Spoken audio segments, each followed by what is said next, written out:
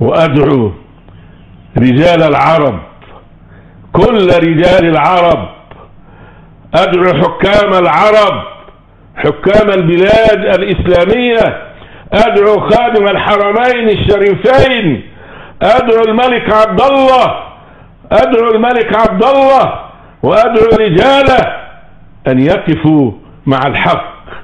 أنتم أعطيتموه 12 مليارا، هل أعطيتم المليارات ليقتلوا بها المصريين؟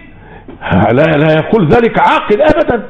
المصريون الآن يقتلون أمامكم، يا خادم الحرمين، يا رئيس الإمارات، يا أمير الكويت، يا رئيس البحرين، يا من شاركتم بالمليارات